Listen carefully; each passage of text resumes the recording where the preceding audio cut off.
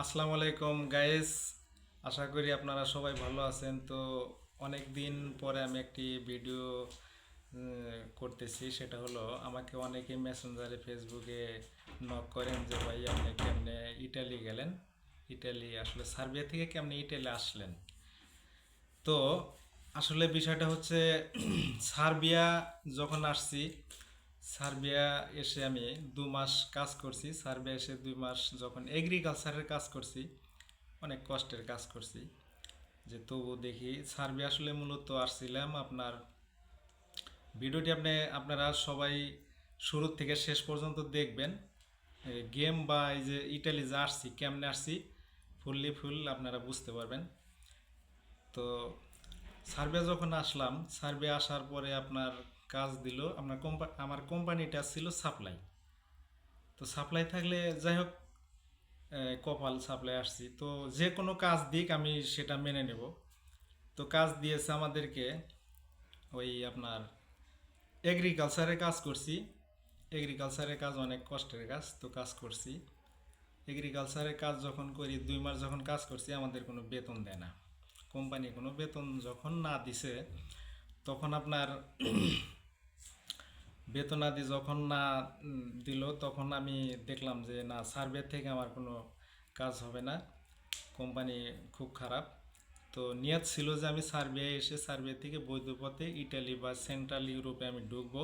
কিন্তু যখন বেতন না দিছে, তখন আমি বাধ্য হয়ে, মানে পিছনে তো ব্যাগ যাওয়ার কোনো অপশন নেই, অনেক টাকা পয়সা দিয়ে আসছি, আমরা তো জানেনই গরিব ফ্যামিলির ছেলে। তো পিছনে না তাকে আমি দেখলাম যে আমার সামনে যেতে হবে। তো আরও যাই হোক ধার দেনা করে বাড়ি থেকে টাকা কিছু এনে, এটাকে বলে গেম। গেম আমি যখন গেম দিলাম, গেম কি জিনিস আমি আসলে এই সার্বিয়া আসার আগে বুঝতাম না বা জানতাম না। আমি ভাবছি যে সার্বিয়া থেকে বৈধ পথে আমি ইটালি বা ফ্রান্স যে কোনো দেশে আমি যাইতে পারবো, বা 1 বছর 2 বছর থাকবো, কাজ করব, পরে আমি অন্য দেশের চিন্তা ভাবনা, আমার চালান উঠাবো, তারপরে আমি চিন্তা ভাবনা অন্য দেশে যাব। তো যখন আমি আসলাম, দেখলাম যে এরকম অবস্থা, কাজ কাম করি, টাকা দেয় না। তখন ডিসিশন নিলাম যে না, বাধ্য আমাকে গেম দিতে হবে।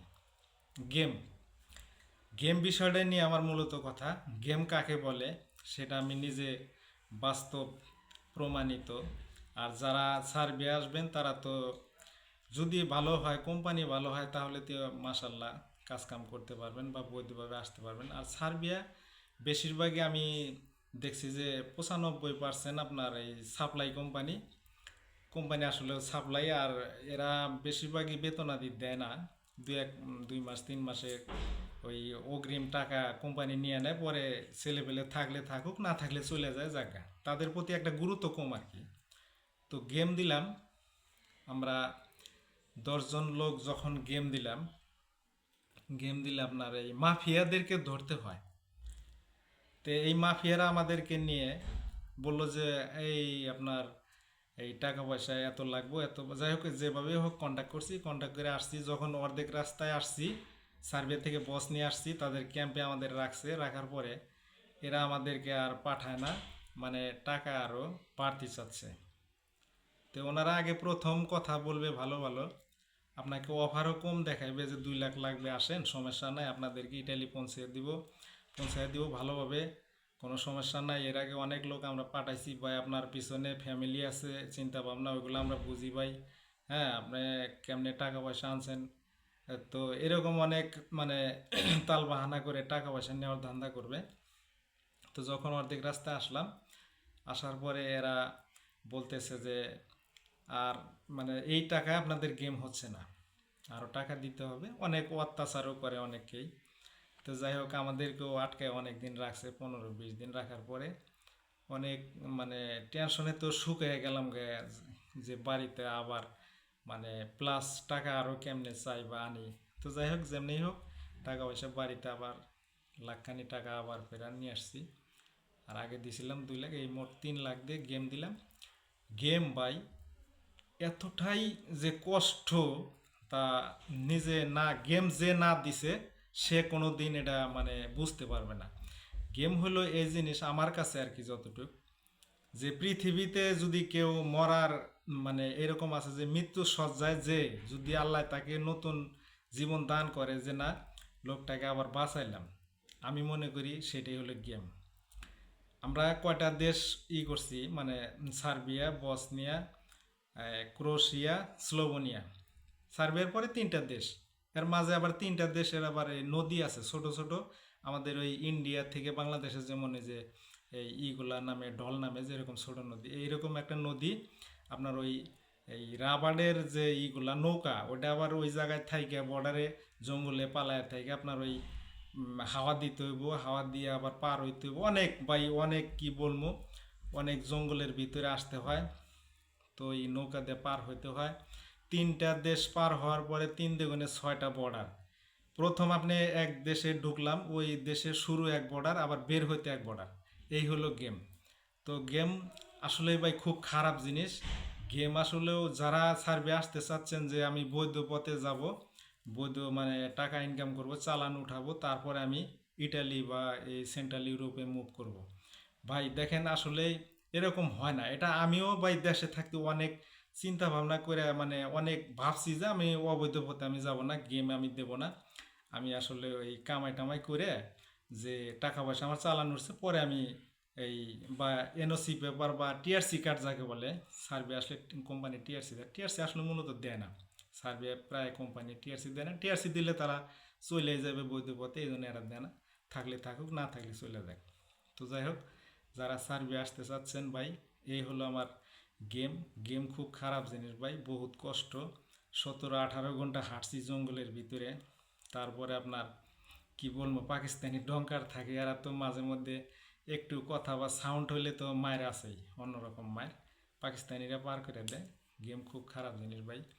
আমি গেম দিয়ে ইটালিতে আসছি, তো মাসাল্লাহ আলহামদুলিল্লাহ এখন আসছি, গেম দিয়ে আসছি, অনেক কষ্ট হয়েছে। তো এখন আলহামদুলিল্লাহ ভালো আছি। গেম দিয়ে আসার পরে আপনার ওই ইটালি ঢুকলে, ইটালি ঢোকার পরে সরকারিভাবে পুলিশকে ধরা দিতে হয়।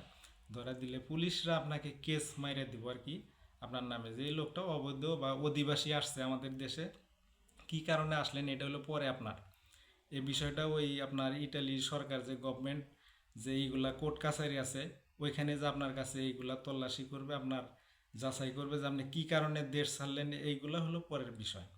তো যারা এই গেম সম্পর্কে জানতে চাইছেন ভাই, আমি এই যে গেমের মানে এইটুক আমার, এটা হলো গেমের কাহিনী আমার, বিস্তারিত আমার গেমের কাহিনী।